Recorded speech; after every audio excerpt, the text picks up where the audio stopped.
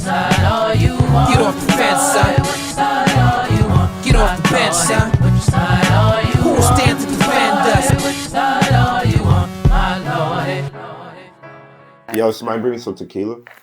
Do we have any tequila? I don't think we yeah. have tequila. Do we have tequila?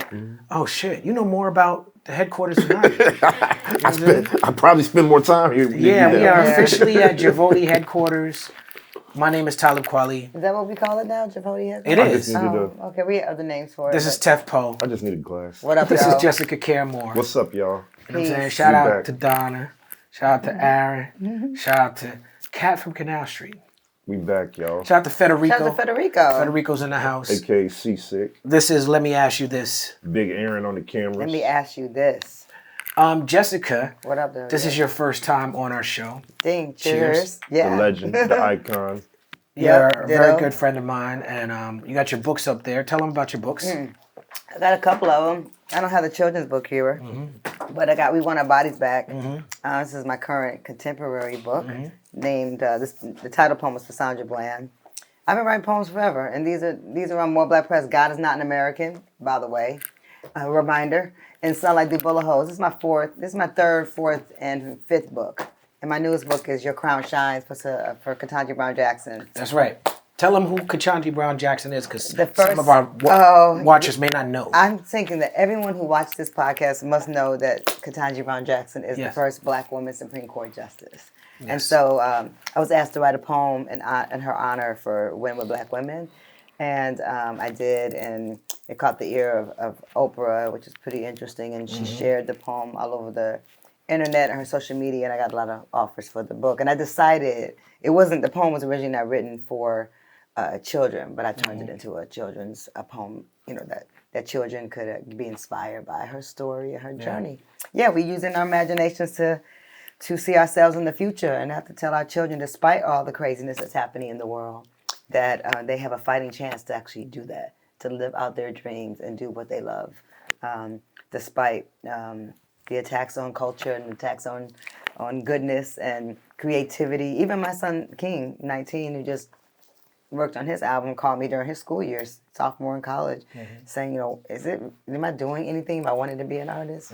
There's so much. He pays attention to what's happening, and because he's my child, has been already plugged into the world in a different kind of way, and I'm like, you are the answer.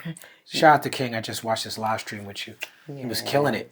He's playing so keys. proud. He had bars. He was rapping. Yeah, he's doing all the things. I remember when me and King used to argue about the internet when he was my a goodness younger man. gracious. Well, did y'all used to argue? He's a Virgo. He argues. Right. Yeah. We didn't argue. Like, he used to like internet personalities as a child. I remember that. I didn't like. And people that I thought was a little problematic. Yeah. And he was. I was explaining this to him, and it was good though. I'm glad I had that exchange. I'm sure he probably agrees with you now. Oh, yeah. He's just young. They don't know what, people put on these different costumes and show up as the opposite of who they really are. So. No doubt.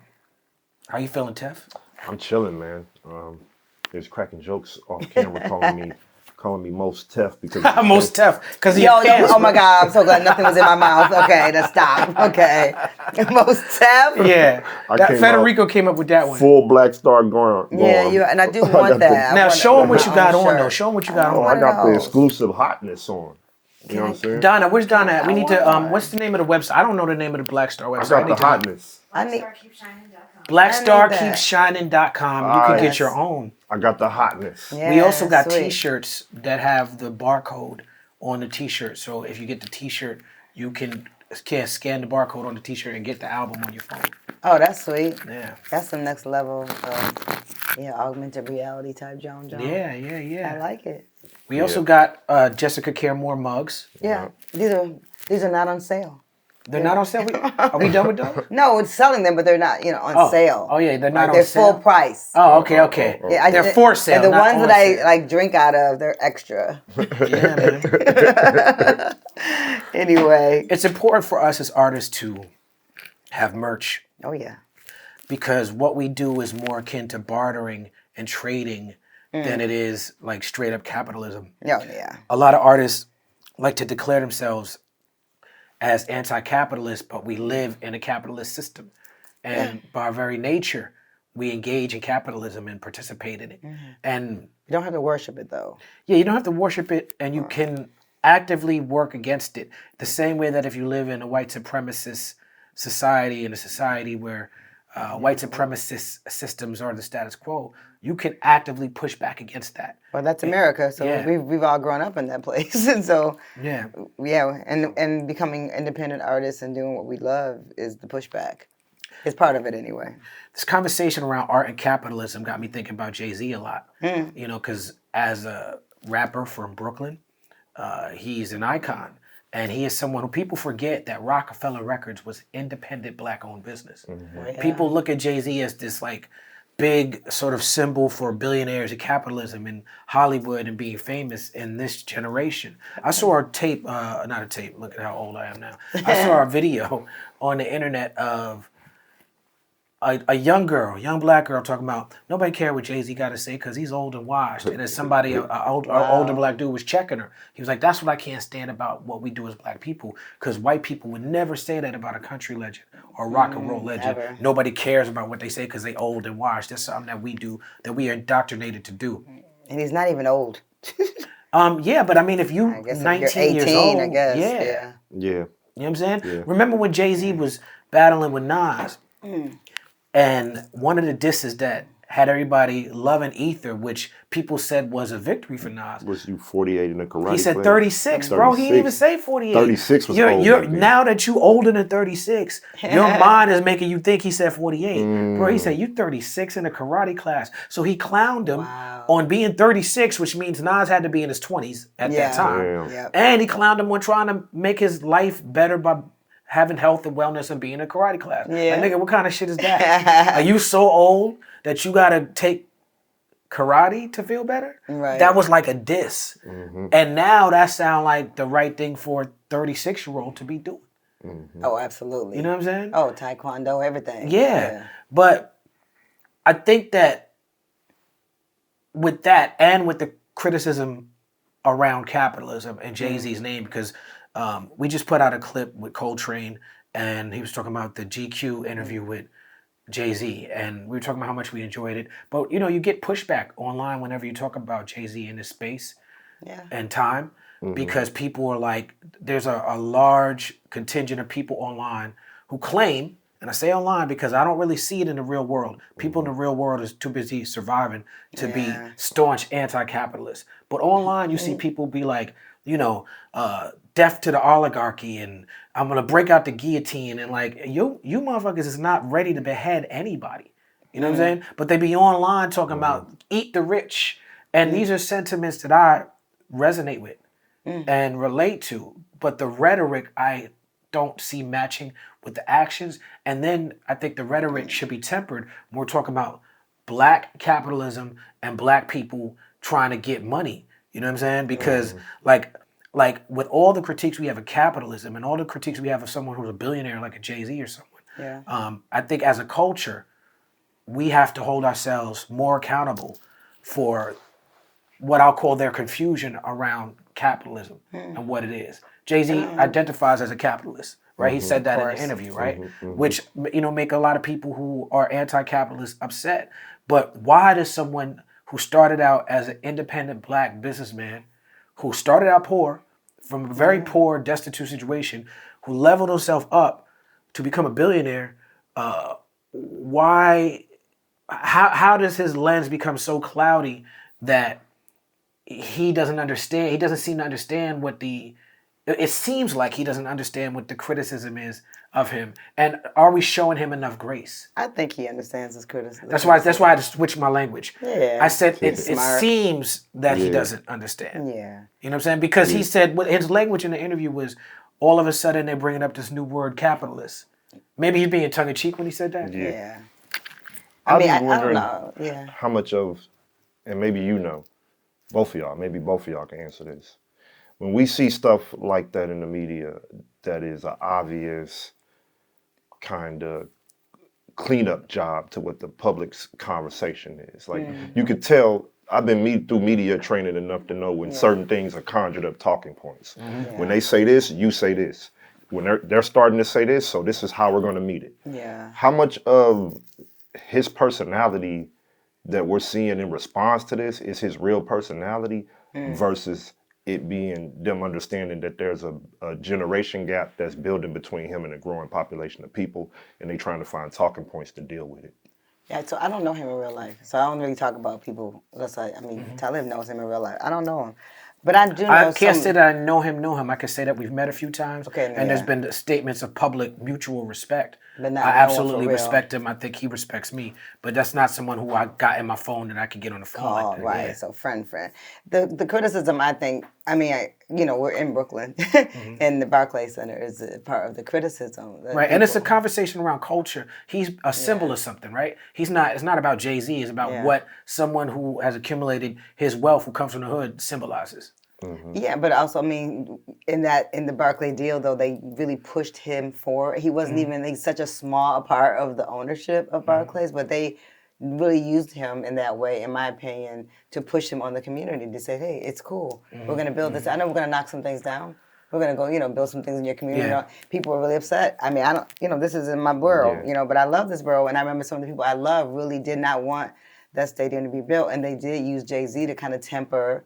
They use him for the community because if you love Brooklyn, you might love Jay-Z. You might love Biggie. So you're going to look at them and say, okay, well, they're doing this, but maybe it's not so bad.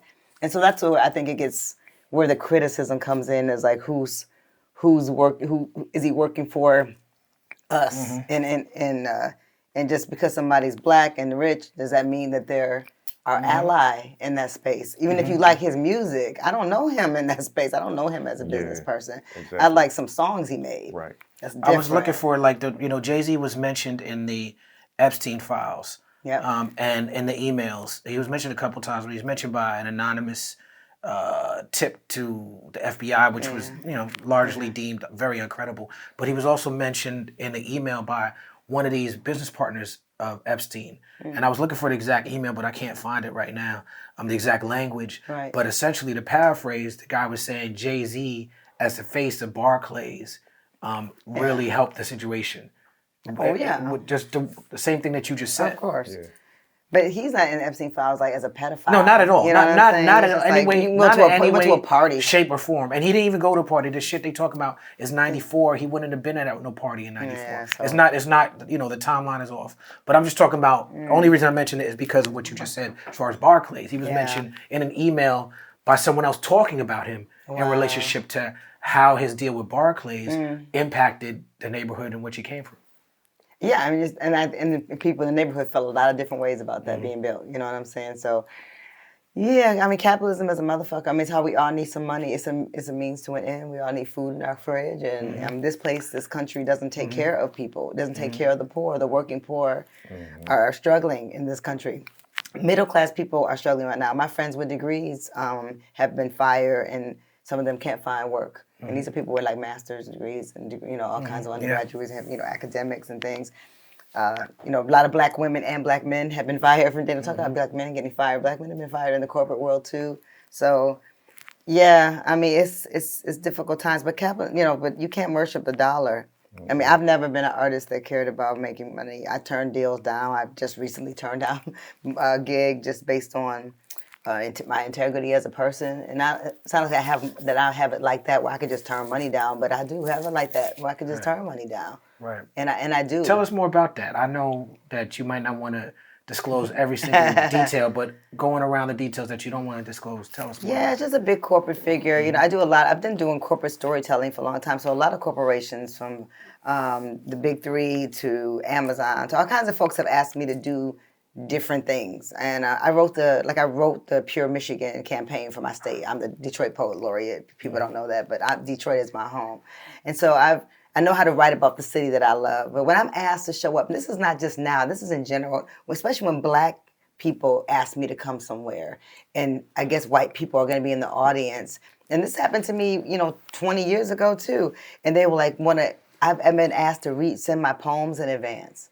If anybody asks me to send my poems in advance, I'm not doing a gig. Yeah. I'm not doing a gig. I'm like, I've been doing this long enough. If you don't, my weight is in what I've done already. I'm not sending you my CV. You're calling me because you know who I am, right? Yeah. Don't ask me to You're not gonna censor me. I'm not gonna cater. I show up as myself at all times. So if you're gonna send me language saying, just so you know, because these DEI things that people in the corporate world are dealing with, it's really, really unfortunate and very sad that our people who have to work. Now I'm spoiled. You know what I mean? I've been an artist for 30 years. I don't work for a corporation. I build corporations around my art, and so I have a lot of empathy. And I don't have a lot of understanding, but I understand they're trying to keep their lights on too. Yeah. And they're working for these folks, telling them, to bring Black artists into a space, they have to have there's all these rules now, but I never follow those rules. And I don't care if I'm in Germany, I don't care if I'm in Kansas, I don't care if the audience is all white girls, old white men. I am gonna read my work the same way. And either you love me because of what I bring to the table, and because you're trying to expand your mind and what a Black girl poet sounds like, or what Black people, what I care about. You want to hear from me and hear from my heart. And if you don't want to hear from that, then I don't want to be there. I feel that. And I don't want to be a part of your whatever you trying to do. I don't care about the tablecloths or the fine china or whatever the fuck. I don't care about none of that shit. And so I have had to remove myself from opportunities, right? To, opportunities mean a check, but it's what's more important. And if I cared about just signing in money, I would have signed to a big, major white publishing house, a long time ago. And I'm doing more Black press now with Amistad, so I can help Brad Warren and Barbara Fant and these other poets get out and build my, so I can't go to the post office no more. I used to go to the post office with Saul's still do that book. over here. Listen, that's heavy lifting, and I appreciate y'all. I do it for my own things, but for other people's. Yeah, it's a lot of work to take care of other artists, and I know you're one of those people like me that takes care of other artists. But yeah, I feel really good that I can look in the mirror, and I've had a career, a life work, which is it's more like a life work than it is a career, of being able to turn down things when necessary. But I'm never following no dollar. I need some money, but I take my money and I invest it in myself. I need $1. Yeah. That's what I need. Shout out to Aloe Black. I was asked to. I never met him. I like him. That's my guy. I was asked to turn in my lyrics for review once in my life, and I did it. And how'd that feel? Did you care? It felt like the right thing to do. I did it to go to Cuba. That might be different. And to perform in Cuba, and that's a little bit different circumstances. And if people are translating my work. Yeah. I've done it for translation. Yeah. I always make sure it's like not the setup though, like just trying. I remember people have asked me, can you send the work because we want our translator? Because, the sign language translators, which is really important. I've had those people at my shows translating my poetry. And I love it, so I say yes sometimes if it's that, but usually I just say I still just send a couple. I'm doing because sometimes I'm doing hour-long keynotes. Nobody needs all my information like that. So I'll send a few, because a real good interpreter, a signing person, can really do it on the spot. They can hear you and they can interpret the words. Right. Yeah. We just did a show together. Shout out to Pawtucket, Rhode Island. It felt like we was in a Family Guy. Family Guy takes place in Rhode Island. Quahog, is that what they say? I think so. But it felt like it was very interesting. It felt like we was performing at the Happy Clam. Yeah. I felt like you're hilarious. I felt like I was in a time warp. I saw some interesting things there. Tef performed Malcolm X and love jumped that in the song. crowd. Thank you. That was crazy. I love how he jumped in the crowd. I almost jumped in the crowd, but I was like, okay, let me just calm down, Jessica. It's not your time. So no, it was a great song. Thank you. You performed, of course, every time we get together, you perform with me, and you did a piece. You want a poem? Yeah. That was deep. That was deep. Do you have a piece you could do for this episode for us? Yeah. Is there any theme in particular? I don't do you know. care? Just think about it for a second. You know what I'm saying? Okay. You got a piece you want to do now? I can. I always got poems. I got books. Look, you got books. Yeah, I got 3 of my. But yeah, you did such a wonderful job that you had people crying. Is what I want to bring up, and I want to thank you for always bringing the divine feminine energy to my stage. Thank you. You know what I'm saying? As Donna would say, I passed the Bechdel test. You know what I'm saying? Having women on the Yeah. podcast and on the stage. You know what I'm saying? We try to be intentional about that, and we try to Nice. bring the energy, and you always represent so lovely. So yeah, man, if you have something you want to share. Yes, I'm gonna read it. Is that okay? I know how you feel No, about I mean, me. okay, so I told her that I didn't want her to read a poem on stage because in the hip hop space it's about like, but yeah, I mean on the podcast, of course you can read a poem. Yeah, but I think that in the hip hop space, you know what I'm saying? Books in the hip hop space, I'm fighting for it. Oh yeah. Yeah, you should read Tell them your about memoir. their book. What book? Tell Which them one? about your book. Which When- one? At your show. When you're selling your book. But on my stage, Listen to me. you coming off See, the top of the He's dome. a tyrant. He's a tyrant. Anyway, you know who's good at this? Who?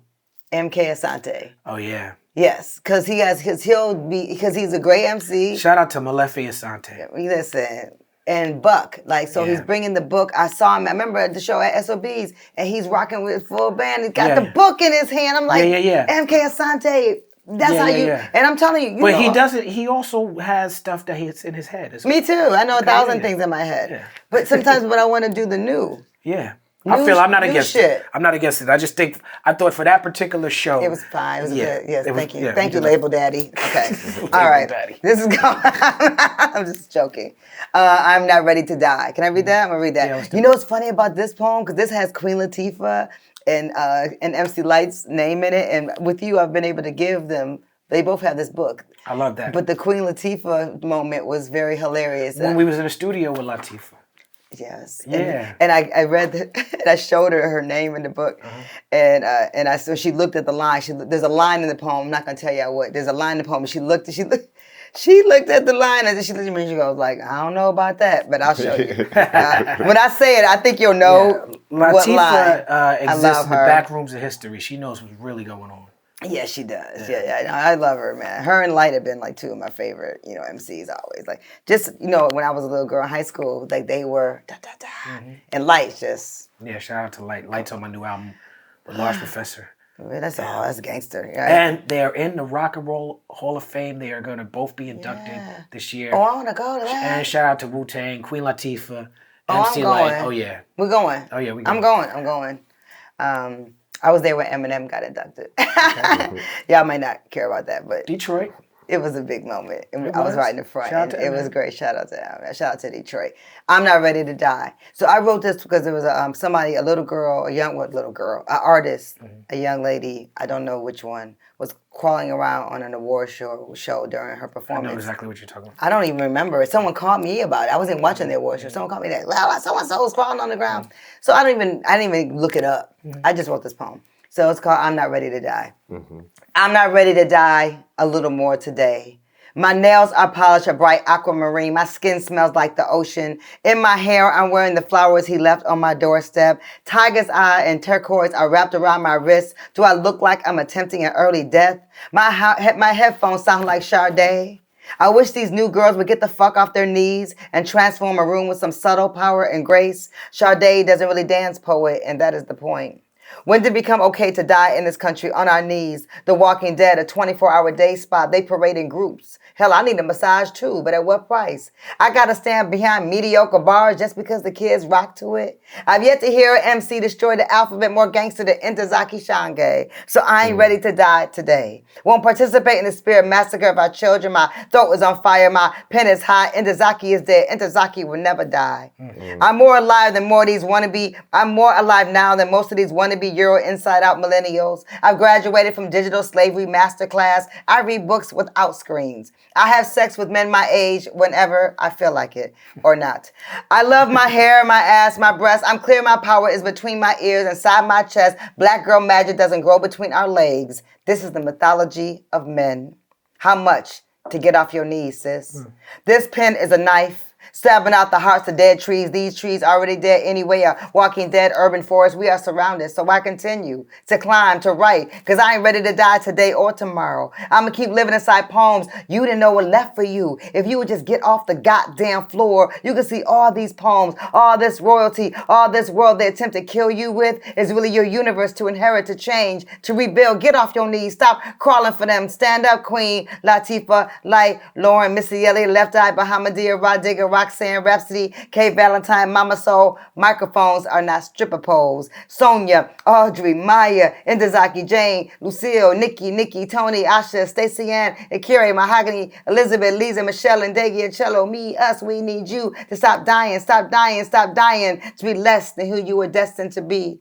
We need you to outlive death in all its forms. Live, so patriarchy can finally die. So. Slow clap. I'm Yes. not gonna tell you what line. I'll tell you what line. Yes. I can't tell the world what line, but Yes. it's a funny moment. Yes. So Thank you, Jess. Thank you for sharing that. that's the line. Oh, I know. And It was great. yeah, I know. And I'll tell you why, in particular, that's very funny. Off camera. You know what I'm saying? Yeah, Everything man. for the Thank you for podcast. sharing that, Jesse. Yeah. Really appreciate you. You know what I'm saying? Even though I said patriarchy has to die. It does. Some guys get mad at me for that line. It does. They do. They get mad at me. Some of them just being honest. Patriarchy is an oppressive system. Patriarchy is not male superpower. It's not like what, you know. Come on, it's not like, a male superpower. Yeah, come on, man. It's not what Frank Thomas is selling you. It's not like Come on. eugenics. What's that shit he be selling? Selling that testosterone pill shit he be selling? Oh my goodness Man, gracious. niggas be selling testosterone pills on podcasts in the break. You know what I'm saying? Like to make them feel like men. More manly. Yeah, man. And that, patriarchy is, man, fuck patriarchy. Yeah. These are social constructs anyway. I agree. No, the best kind of man is gentle. You know what I mean? You know. That's a bar right there. Yeah, it's the truth. It's the truth, especially with strong women like me. You know what I mean? Like, Yeah. I'm glad we had a strong woman like you in the car with us the other day with Seth. I don't want to talk about it. It was near-death experiences. No, That wasn't a near-death You can experience. actually. Can I just say about Seth? Yeah. Shout out to Seth Bird. Shout out to Seth Bird. With a Y. He's a really good driver. He's a very good driver. Yo, to the point of like, I think in another life he should have like been a professional driver. Seth has gotten me there many times. Pause. Yeah. I was at first, you go from being afraid. I'm trying to stop saying pause, but this shit is too funny sometimes. What? I'm just saying. Look, I went from being like terrified to going. This nigga. You had to let go. Well, he's got control had of to the trust- car. you had to I was trust. like, I mean, the way Seth drove us to Rhode the Island. show and back. And I've we been got in many in cars record with time. him. I've been with him in Puerto Rico, different places. Corey Moan. Yeah. The first time we was in the car with Seth, after an hour driving around, he said, "Pull over," and he threw up. Damn. Yeah, I believe it. Yeah. It's an experience, but you have to just kind of like know that you're we safe. call the way he drives swerving. He was swerving. He Yeah. ain't driving. He's swerving. He's swerving. You know what I'm saying? Yeah. He on that mug gliding. I said, damn, he's chasing the it's fastest in and car out, going. in You and know out. what's funny about watching Seth drive and Juju drive like this too? Their emotions be all involved in it. Yeah, he was like this one. Yeah, because he was upset. He was upset at whatever they was doing. They wasn't in the right lane, or they was going too slow. I don't know. I didn't give a fuck. But he was very upset about it, and to the point where he had to control how upset he was about it. And that's where he was like, and I was sitting there like, like you know what's crazy? And Cat was holding on like this in the back. Yeah. You know what's crazy? They emotions really be wrapped into it. I saw Juju. Juju does a habit he does where it's like, if he hit a bump or he do something that might be like a little damage in the car, Right. as he's driving, he'll like caress the steering wheel. Right? And I said that on some clowning him shit in front of somebody else. Yeah. He was like, and to someone else who's a driver, Yeah. because I don't really drive like that. And then he looked at the other person, he said, "You don't do that?" And they were like, "Hell yeah, I do that." And I was like, "Oh shit.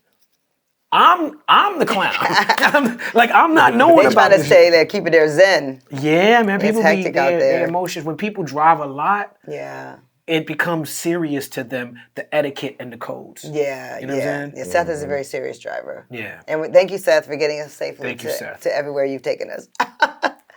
Yeah. Seth raised an interest. Seth brought up an interesting point about prisons. Okay. You know, He did. He did, and he was talking about prisons being for profit and something called prison gerrymandering, the practice of counting incarcerated people where they are detained rather than where they live. Yeah. They've been doing this since the first census. Of course, it's racialized. Of course, prison is the new slavery. But people in prisons are not actually residents of the prison where they are forced to live. So in 48 states, I Googled this because after Seth talked about it, I was like, this sound crazy. That's So, crazy, right? Yeah. In 48 states, people held in prisons cannot vote, giving them limited leverage to make their voice heard to the people who represent the district where they are incarcerated. Counting incarcerated people incorrectly in the districts where they are detained rather than the ones where their homes are compounds racial justice. Black and Latino people make up 56% of the U.S. prison population, despite constituting only 32% of the population at large. Yet, they are held in prisons that are disproportionately built in predominantly white areas. For instance, the Prison Policy Initiative found that in New York in 2005, 92% of prison cells were in disproportionately white legislative districts, right? So when they talk about prisons are for profit, they really are, and they're really changing the way and really impacting the vote with how they are building these prisons. Completely.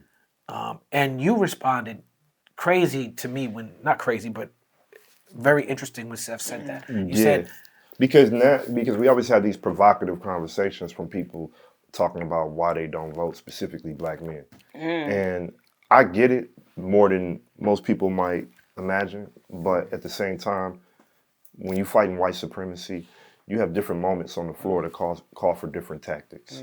So today it might be this, tomorrow it might be that. But I do think that only a fool would let somebody have a generational skunk game on them doing the same thing over and over and over and over. And you don't do nothing to interrupt the fact that they slam dunking on you. You know what I'm saying? And then you wake up and look like, yo, why we ain't got this? Why we ain't got that? Well, the crazy part about all of this is we have to unearth the total conspiracy. And it just can't be a one-dimensional frame of work to unearth everything that they've done to us. Come on. It's deeper than what meets the eye. You know what I'm saying? I know you understand the not voting part though, because me too, right? Because sometimes you're like, what's the point? They already got it's all fixed, right? But when you hear what he just said, come on. we got a whole different case in point for why it might be necessary.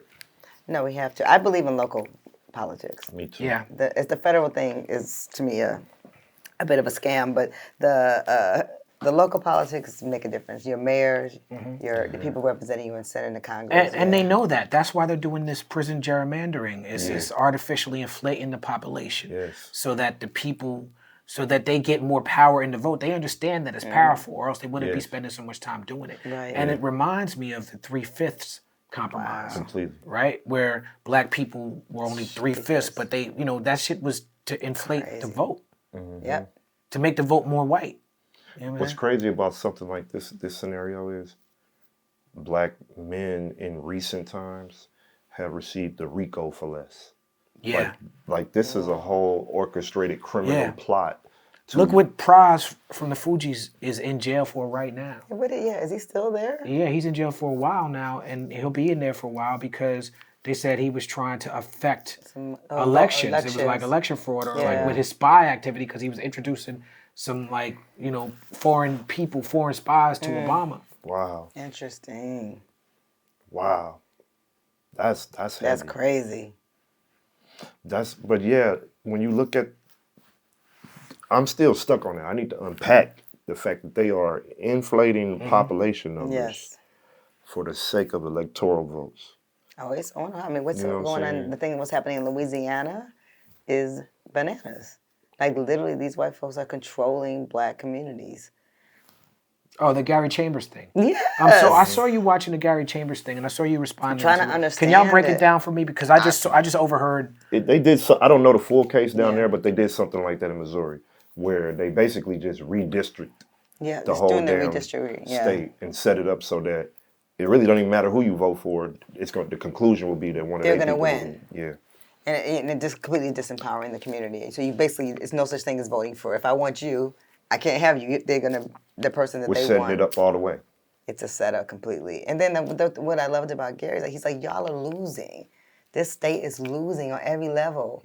Your education level, your poverty, you're not winning. Right, and they're willing to give up things that are good for them and vote against their own best interest in order to be racist. And they're not going to even be there because they're going to get voted out. And that's what I believe in. I believe in these. You vote for these. Get these folks out of here.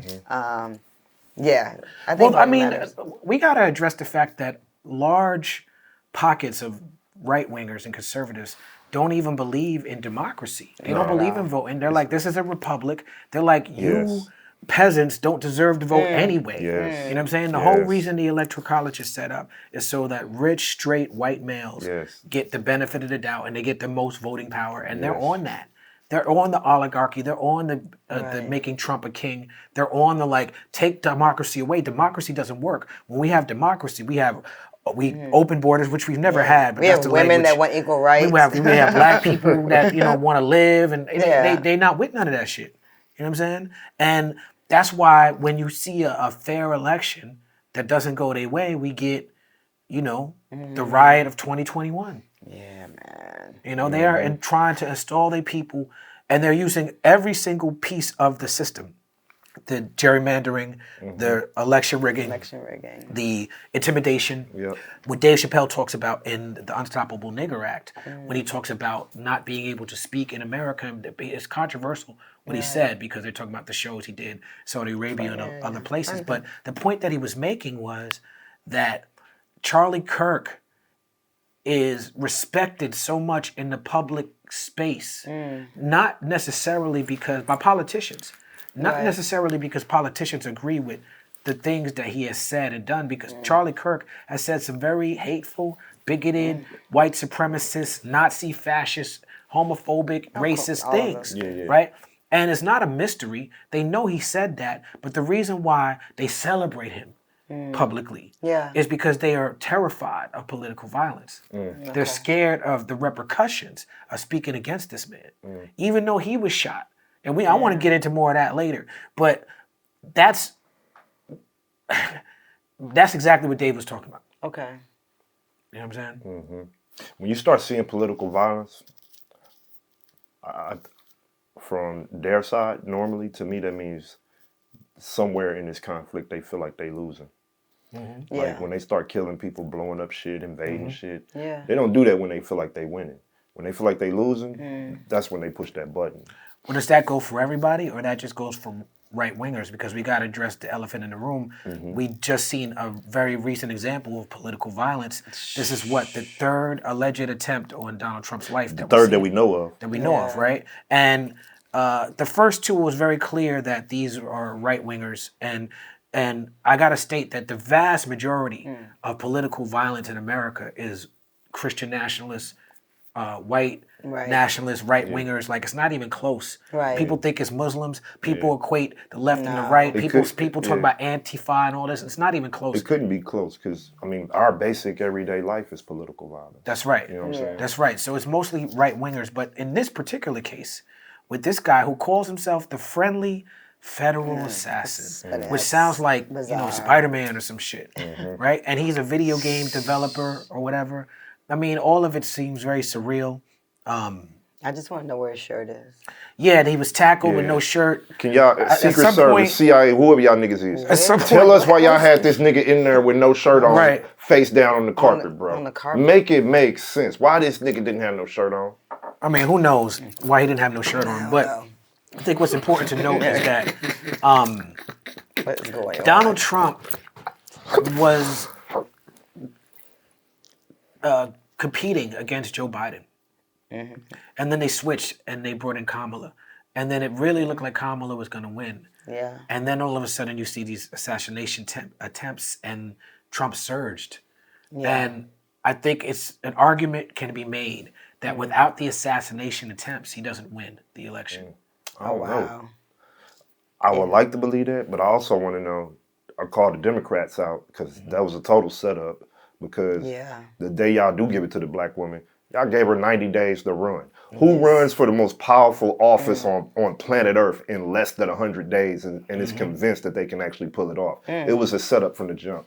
So I have a question. So one of my guy friends said that if Joe Biden really wanted to do something powerful in that moment, he would have just stepped down and allowed her to be the president. He would have gave her space to get her instead of campaign on. instead of her making her campaign like That's a good point. She had to made- blitz made it. Yeah, just made it he could have really made the history. Like he could have just stepped down and said, "I'm clearly not well." He wasn't mentally fit to be president anymore. We all wanted him to go away, and let her step into the position. And then let's see how she gets down. Let's give her 3 months to be the president, as opposed to her campaigning and having to raise money. She could have just had it. Speaking of raise money, this guy Cole Thomas Allen, we don't know at this point. I don't know when this episode is going to come out, but at this point, we don't know a lot about him. The one thing they are reporting is that he allegedly gave money to ActBlue, to Kamala's campaign. Okay. Like $25. Something like that. That's not May or may not be true. I don't know. It's strange that that's the one detail. Right, about like his it's such a politics that we small know. thing. Yeah. But it's definitely like, okay, it's irrefutable that if you gave money to ActBlue for Kamala, that you are it's painting him as a Kamala supporter, right? Okay. So whether that's true or not, that's what the narrative, and that this Right. information is coming from the Trump administration. We don't have any other course. sources besides what they say at this point. But it's important to note that that's the narrative that they're trying to craft. Yeah. You can't trust nothing coming from them niggas, though. Yeah. And I'm not a conspiracy theorist. I need to state that. I'm not someone who's out here. I don't like to speculate. Right. I don't like to push conspiracy theories. I don't like to speak on things where I don't have all the facts and information. You I said something earlier. You said I don't speculate in public. I don't. I'll speculate in private Yeah, when they turn the private, cameras off. You know what I'm exactly. saying? But not in public. I like to have, because our platform is big, and we have to be responsible for it. You know, we're not just regular voices. We're not just shouting into the void here. Yeah. Somebody might be affected by what we say on this show, so we can't just push lies. That's why I have people who watch the show. They know I got my computer out the whole time Yeah, because I want to make fact-checking. sure that Yeah. I'm saying the right things.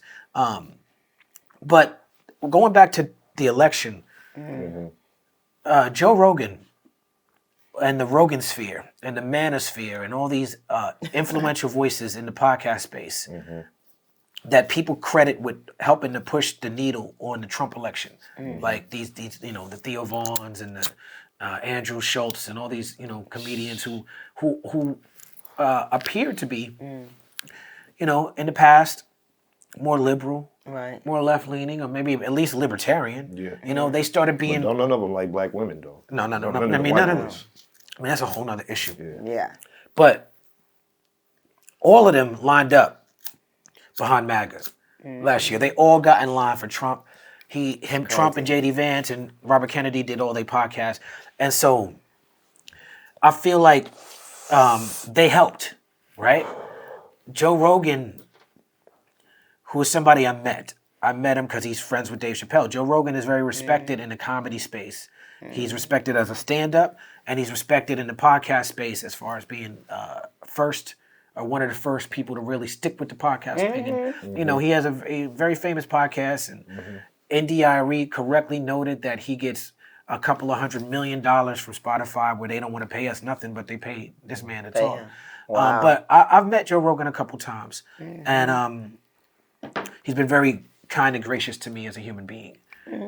So I say that before I even say this. Even with the tape that came out of him saying the N-word all the time, not all the time, but so often on his show, that tape is old. And this was very hypocritical about our society. That's not a new tape. Right. You know what I'm saying? You know what I'm saying? Yeah. It's been out the whole time, and that's part of the thing that I didn't really like about the Joe Rogan show. I didn't like the way that he talked about race, and I disagreed with him on certain political issues. Right. So much so to the point where I thought that he was a Trump supporter when I met him. Yeah. And so when I met him, I talked to him, and I was like, "Yo, I gotta say, man, like, you're a good hang, but there's some things that you said Like that you I don't nice agree and with." you cool, right? Because I felt guilty about the fact that I'm hanging with someone that I criticized publicly. Yeah, but Right? also, I mean, we're around people. I mean, you can be a nice person. Yeah, absolutely. And have a different opinion. No, absolutely. But politically. then Can't be racist. But then though. if I have said something about you publicly online, oh yeah, and then I'm hanging out with you, That's and I weird, don't yeah. say something about it, I feel you fake. have to address. You have to address it. And so I said it, and he was like, "Well, what did I say?" And the first thing that popped in my head was the nigga tape, but that wasn't like publicly out like that yet. So I was like, well, I was like searching my brain for what did he say that I disagree with, right? And I landed on, I'm not a Trump supporter, you know, and I think that Trump is like an existential threat. And he said to me, I'm not a Trump supporter either. I don't support Trump at all. Matter of fact, the Trump people want to have him on my show, but my platform is too big, and I would look like a Trump supporter if I had him on my platform. So I would never have Donald Trump on my platform. And I was like, Joe Rogan, You were surprised? I got you all wrong, bro. You know what I'm saying? This is what I was like, okay. And then the nigger tape comes out. You know what I'm saying? And I did a show with Joe and Dave after that, right? Okay. And I liked the way in which he dealt with it because he, in my opinion, and people could disagree with this, but I felt like he met it head on and he held himself accountable. He called himself a racist. He was like, man, he did a joke on stage. He was like, you could say you're not racist all you want until somebody plays you a tape or you say an N-word for 12 minutes. And then you're like, damn, maybe I'm racist. Wow. Right? So I was like, he made it into a joke, but he also, I like the way he dealt with it, right? So I was like, okay, at least he has a heart and a soul, right? Even if I don't agree with shit he's saying, there's room for growth. Wow. But then Trump gets shot. Or allegedly come on. shot, right? Yeah. And Joe Rogan brings Trump on his podcast. And he says that the reason he brings Trump on his podcast is because as a podcaster, when Trump got shot, he was like, well, now, allegedly shot, he's like, well, now I have to talk to him. Now I can't not talk to the president who almost got, I need to know how he feels. And he used the assassination attempt as a justification to bring Trump on his show, even though he said to me, and also said in public on his podcast, He's not a I will supporter. never have Trump on my show. Wow.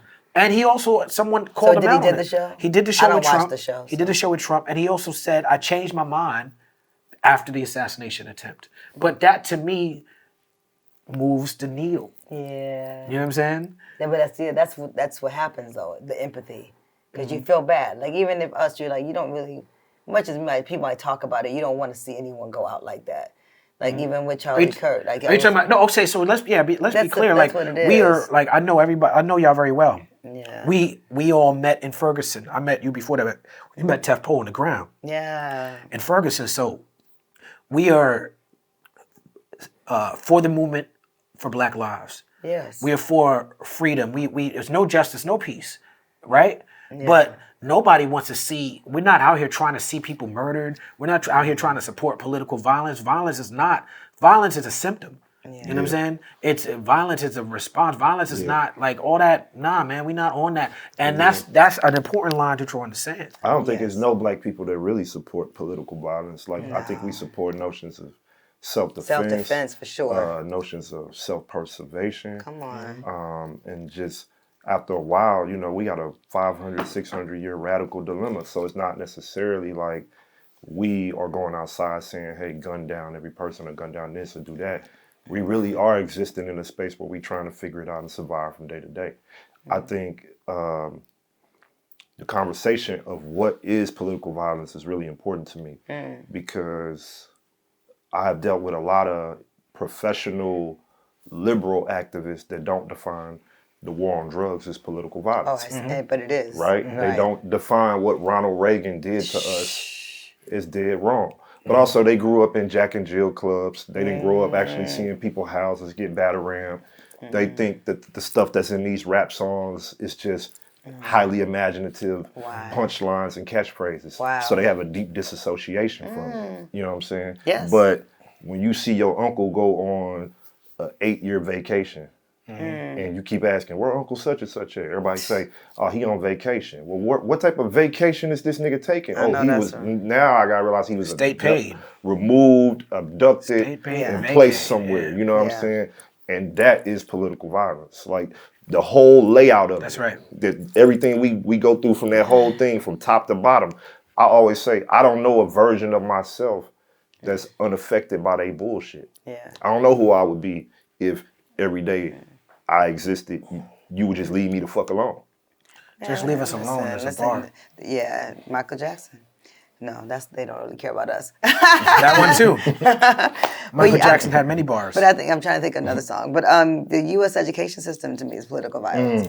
I mean, without question. Like the way they they don't teach who we are. And I just did this thing in Detroit with like 500 kids from mostly majority white schools in Michigan. I thought I was going to talk to the black and brown kids. It's like, I showed up, I was like, oh, this is the white kids. All right, let's talk. Let's talk to them. And these white students, I did the keynote and I did these breakout workshops. These white students from like suburban Michigan complaining to me about not having Black History Month. They said they have never, most of them don't have any black, I was looking for our babies. There was like one black boy in the whole like 500 students. And they're like, they've never been in a classroom with a black student. These are things that they're identifying. They're identifying this. They want to be teachers. The young people I'm talking to, just to frame it, they want to be educators. So I'm asking them. I said, so you don't have anybody black in your neighborhood. You've never seen a black boy in your classroom. I said, what happens when you get my son in front of you as a teacher? How you gonna have a conversation with him? And more importantly, how you gonna love him? Because if you don't love my son, then you can't teach him. And so this is the most violent to me thing that they've done to us, first of all, and then black people have lost their minds in thinking that these white folks can teach your babies better than we can. And that's what it is. So we moved to these neighborhoods where we got diverse schools. And then because I've been trying to raising King has been a journey, just raising a free black boy. In Detroit, though, a majority black city, has been a struggle. And I was paying for it, paying for private schools, thinking that's the best thing, private school, smaller classrooms. These white women teachers, man, they're horrible. And we had a couple. We had one, Miss Davis. We can name them. The ones that were cool. Yeah. Oh, yeah. Miss Davis loved my son King. We can name them. But the other one, it was like the majority. It's real difficult. It was real difficult. And so I think we have to talk about, violence on every level, you know what I mean? Yeah.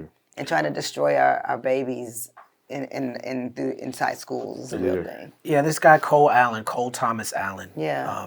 His profile is interesting. He's won Teacher of the Year last year. Oh, wow. Right? I don't know his racial makeup, but he's definitely a person of color. And his manifesto was weird, man. First he runs in the Washington Hilton into the to the White House correspondent dinner. Surreal. It's like a movie. I said before, I'm not a conspiracy theorist, but I want to bring up a conspiracy theory that's been floating around on the internet and get y'all thoughts on this. Since we're on Let Me Ask You This, let me ask you your thoughts on this conspiracy theory. All right, so in 2023, there was a post on Twitter by somebody named Henry Martinez, right? December 2023, he mentions, there's only one post, and it says Cole Allen, without any additional context, right? That's the only entry on the account. The profile picture is Pepe the Frog. Now, if you know anything about Pepe the Frog was a cartoon by a famous cartoonist that became a symbol for the alt-right, which are neo-Nazis, incels, grapers, right? Pepe the Frog became sort of a code between white supremacists for them to sort of like nod, wink, wink at each other like, I'm on the same team with you, right? Wow. The header of the account is from a website called Time Machine, and if you superimpose Trump doing the fist in the air with the Butler shit, superimpose that over the shit, it fits perfectly, right? Okay. So now that account was run by someone who, whether or not there's any connection to that, and this actual Cole Allen, that account was run by somebody who supports grapers.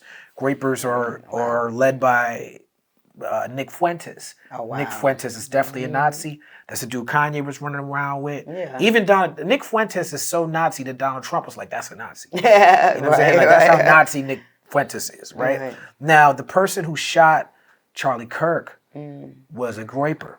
He's down with this graper community. These grapers who follow Nick Fuentes now, Nick Fuentes wasn't always the person who was running that shit, but he ascended to the leadership of this online community of incels and whatever, right? Nick Fuentes, he has described Hitler as really cool. He says women deserve to get raped. Oh my God.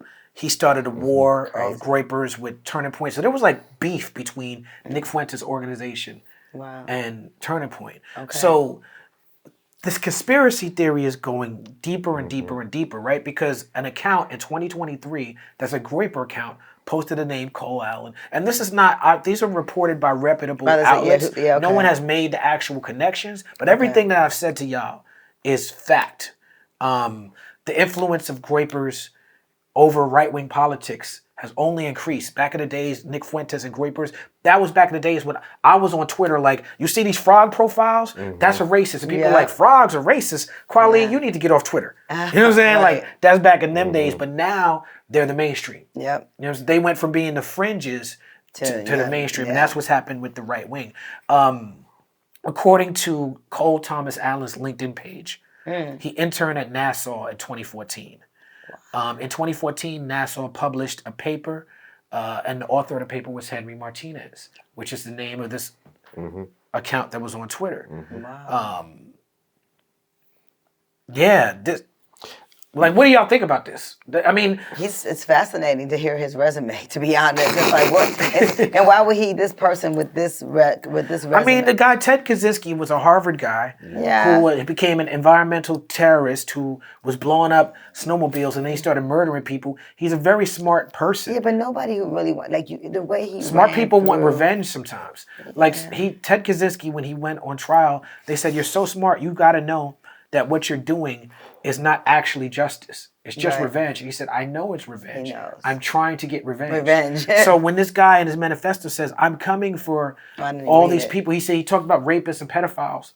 I mean, if I'm to believe the narrative, it's a revenge narrative. It's very Tarantino-esque. And is it online? Okay, so people can access this and find this manifesto, because I haven't read it. Yeah. I think the whole situation is crazy, for real. I think... Do you think it's set up, though? Do you think it, like, you know... I think we want to go down the rabbit hole. But... Did he have a mental break? Here's the thing dealing with the American government. Even if it ain't a setup, it's a damn setup. Like, why play a game of schematics with these people? Like, they're not smart enough for me to start playing schematics with. You know what I'm saying? Is it real? Is it fake?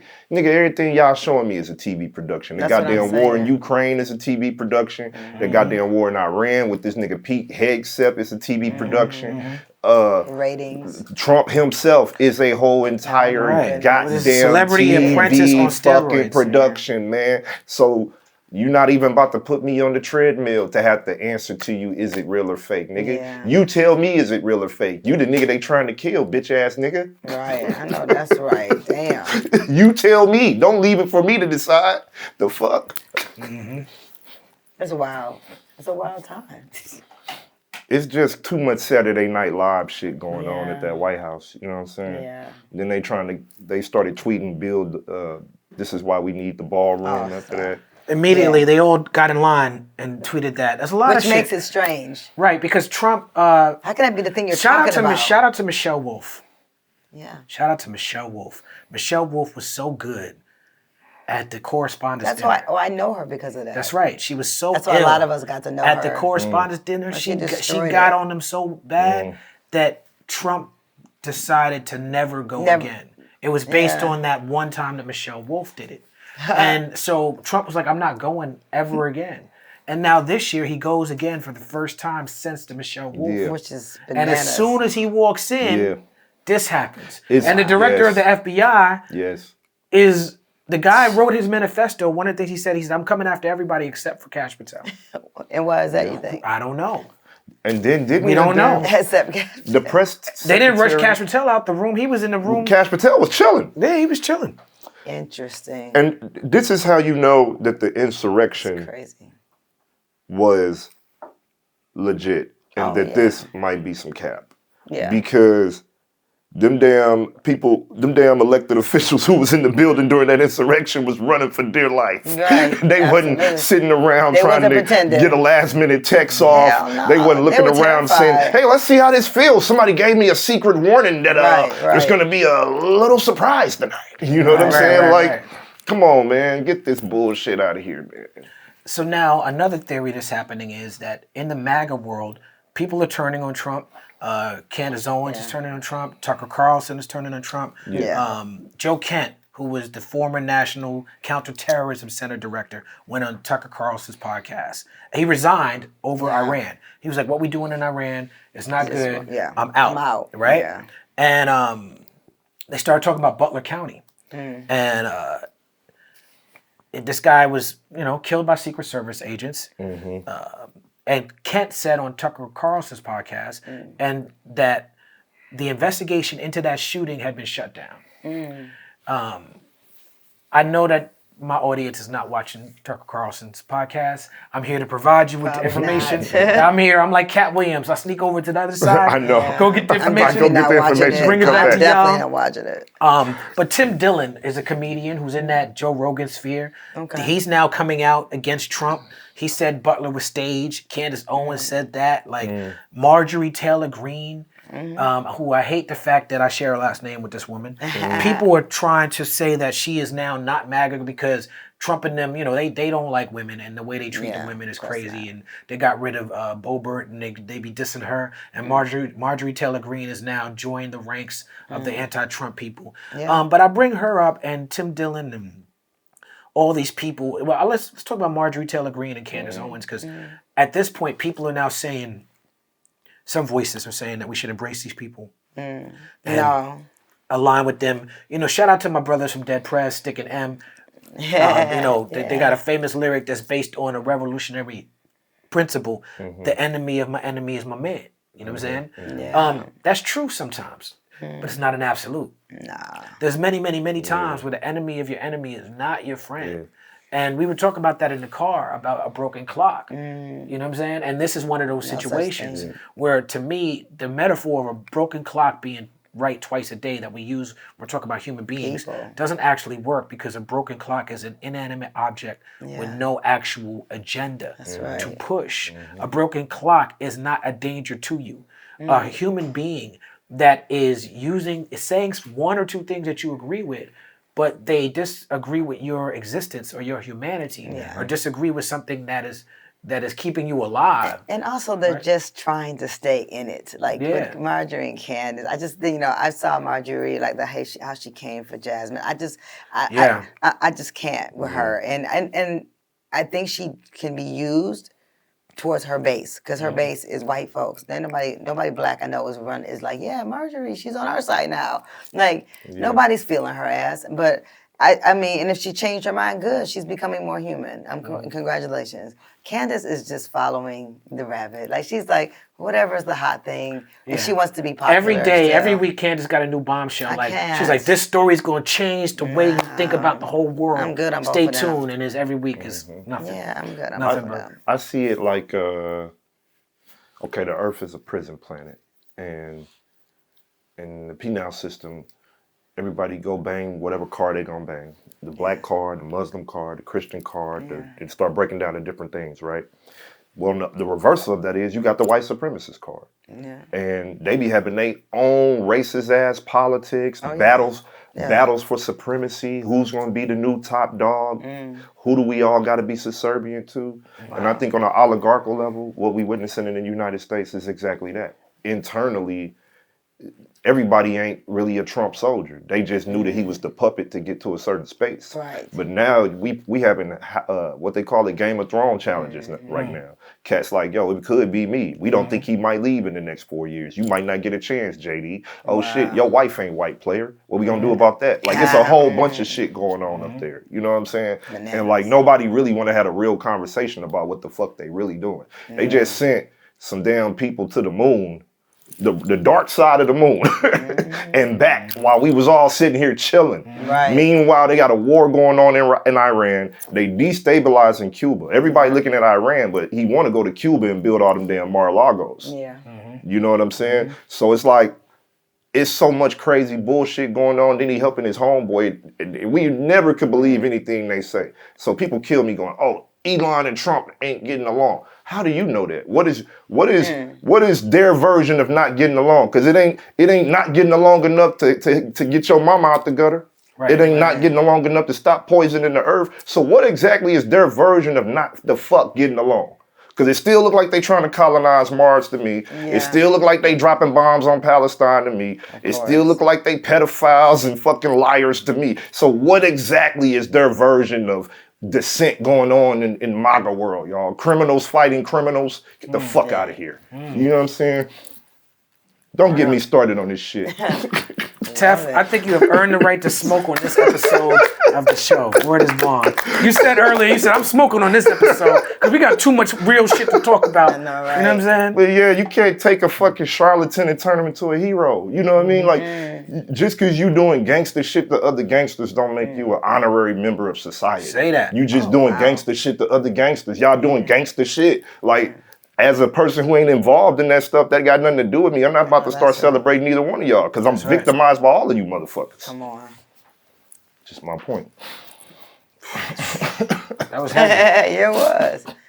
Man. Shout out to Tef Poe. And this is why we started this podcast, because these are the type of conversations that I have with Tef Poe. This is the type of thing that he be saying to me on the phone. Yeah, you're like, let's do this. Let's do this. Yeah. So I want to take the time to thank Tef Poe. Oh, thank you, brother.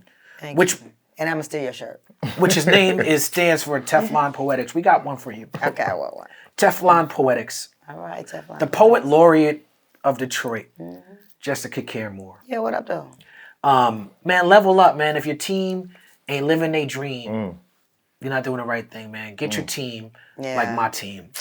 Look at this team. We doing use our it, man. imaginations to We see doing it ourselves right in the now. I told future. Kweli the other, I said, man, we doing it. We podcasting. That's right. We got community programming going on. We got political education going on. Come on. We got the music thing clicking. We got going books. on. We We doing got it books. all. We We got doing it all. records. We doing it all. We doing it all. Listen. We doing it all. I'm doing Movement Festival. That's right. I'm just saying. I know that doesn't matter to everybody, but It matters to us, Jessica. well, I'm the first poet that they've ever booked, Yeah. you know, and I believe as a poet, and like, I don't have anybody. People see poetry in this one, you know, insular kind of space, and I see it in every space. I see it everywhere I go. Poetry is everywhere and belongs everywhere. I say that, and I actually am using my career and sometimes my weight to just inbox people like, why I ain't been booked for that yet? Yeah. Because they're not thinking Yeah. poet, they're thinking techno, they're thinking house, they're not thinking, oh, we can put the poet laureate in there. And I'm excited to show them what's possible.